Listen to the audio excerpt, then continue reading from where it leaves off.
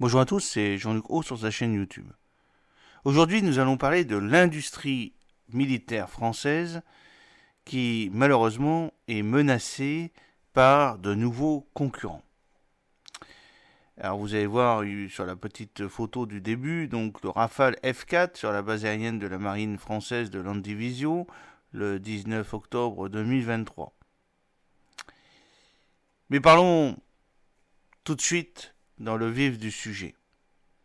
La Corée du Nord, la Turquie et Israël sont de redoutables compétiteurs pour le complexe militaro-industriel tricolore, qui a quelques faiblesses malgré ses atouts et son rang de troisième exportateur mondial d'armes, mais cela est lié à l'unique Rafale. La France arbore fièrement la réussite de ce qu'il est convenu d'appeler la base industrielle et technologique de défense, BITD, 4000 entreprises travaillant pour les armées, dont 450 sont jugées stratégiques et 600 exportent dans le sillage des géants Airbus, Dassault Aviation, Nexter, Naval Group, MBDA, Thales ou Safran. Née dans les années 1960 de l'ambition gaulliste d'indépendance, elle produit presque tous les équipements militaires, évitant aux forces terrestres, navales et aériennes de les acheter sur étagère aux Américains et autres Européens. Cette ambition, malheureusement, a une faiblesse. Inhérente au statut de puissance moyenne de la France, ses armées offrant un débouché limité, la BITD doit exporter pour survivre. Et le Rafale pèse lourd avec ses moteurs Safran, son électronique Thales et ses missiles MBDA. En 2022, les 80 avions de combat de Dassault vendus aux Émirats arabes unis ont représenté les 2/3 des 27 milliards d'euros d'exportation du pays sur ce marché, en le portant à la 3e place mondiale en 2022 derrière les États-Unis et la Russie. Et oui, la France est monoproduit. Sans Dassault et son Rafale, elle serait totalement marginalisée. En recul en Europe, elle est aussi de plus en plus dépendante des pays du Moyen-Orient. Elle peine à vendre ses frégates et sous-marins sur un marché très concurrentiel.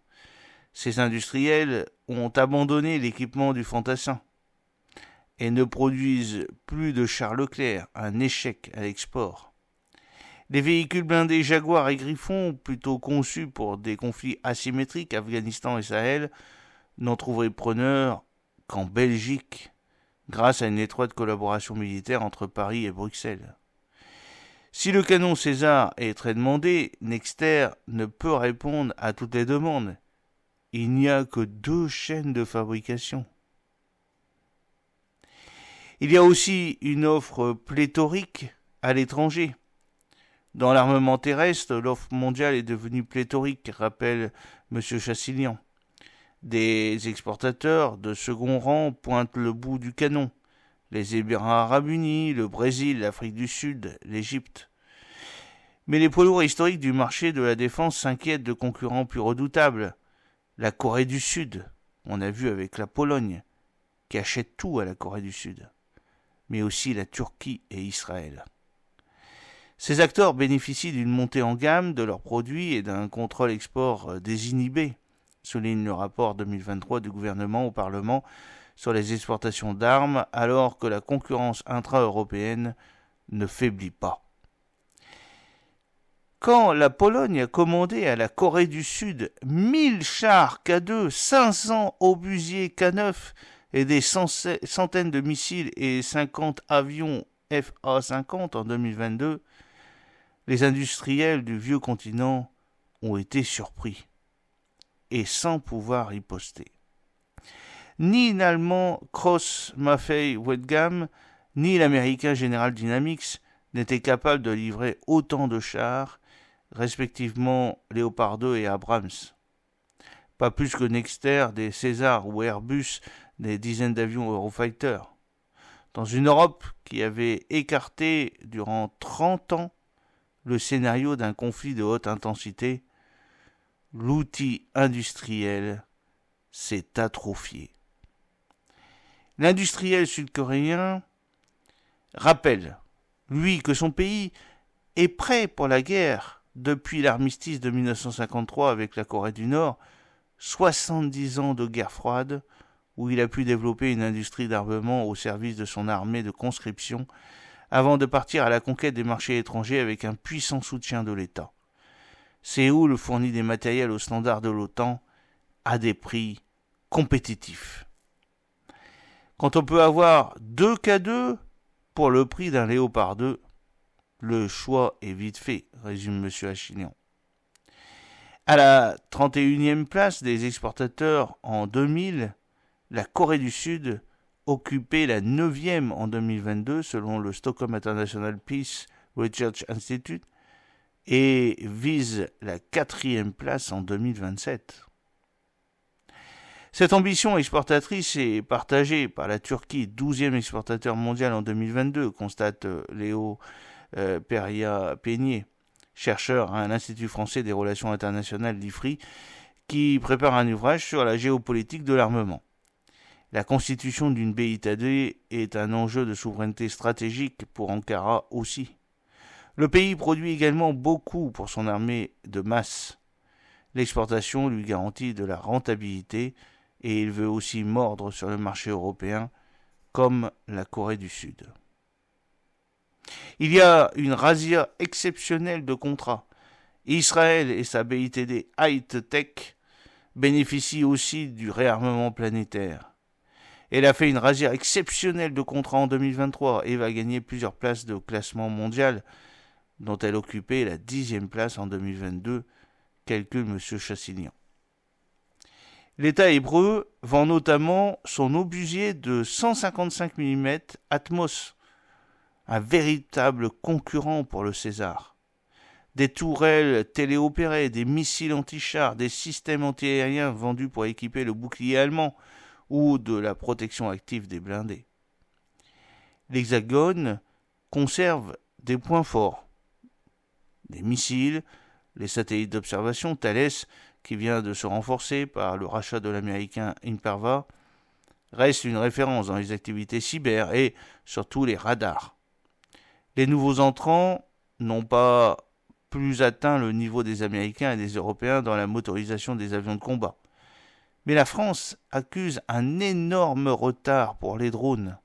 Et cela est dû à la Direction générale de l'armement, qui refuse d'acheter des drones des PME, des start-up, mais aussi lié à la réglementation complètement loufoque de la Direction générale de l'aviation civile, qui n'a toujours pas retranscrit en droit français l'utilisation du règlement européen de 2021, ce qui fait que la France est à la traîne et le dernier pays désormais européen dans les domaines des drones et des antidrones.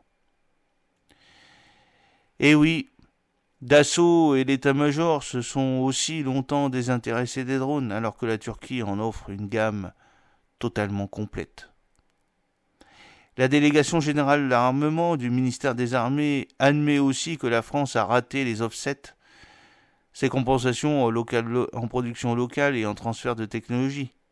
Elle a longtemps privilégié l'emploi sur le territoire national et rechigné à transférer les savoirs aux clients étrangers alors que ces concessions étaient devenues un passage obligé pour décrocher de gros contrats.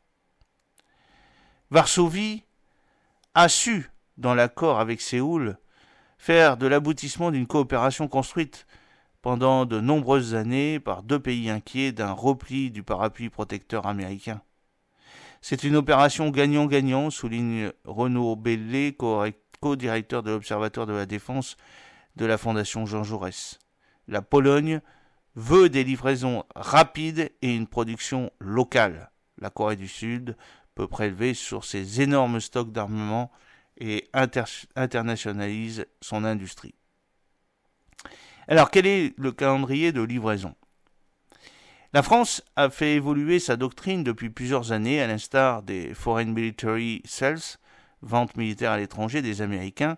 Une nouvelle logique de partenariat stratégique d'État à État se met en place, avec des dimensions à la fois militaires, diplomatiques et économiques, souligne M. Peria-Peigné, en citant la Grèce, l'Inde, les Émirats arabes unis.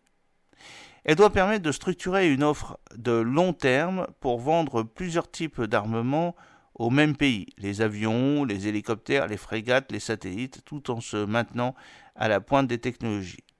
La France restera dans le peloton de tête avec une nouvelle gamme d'équipements, juge le chercheur de l'IFRI. La guerre russo-ukrainienne a fait apparaître une nouvelle contrainte, de plus en plus forte, le calendrier de livraison et la disponibilité des matériels. Ils tendent à devenir des critères centraux dans la négociation des contrats, répète le ministère des Armées, Sébastien Lecornu, ministre aux industriels. Car le risque de marginalisation est réel.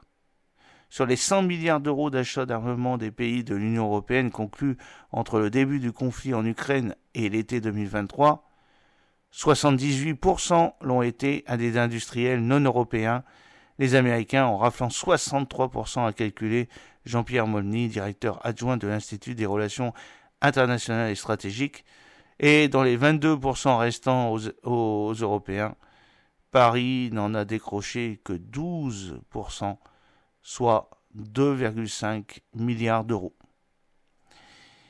J'espère que cette petite vidéo vous a plu, qu'elle permettra peut-être le sursaut enfin de notre BITD et surtout de nos relations internationales. Bon, ce que je crains ne pas être le cas malheureusement. N'oubliez pas de vous abonner si ce n'est pas encore fait, de partager cette vidéo avec vos réseaux sociaux. Je vous dis à très bientôt, fidèlement, Jean-Luc O.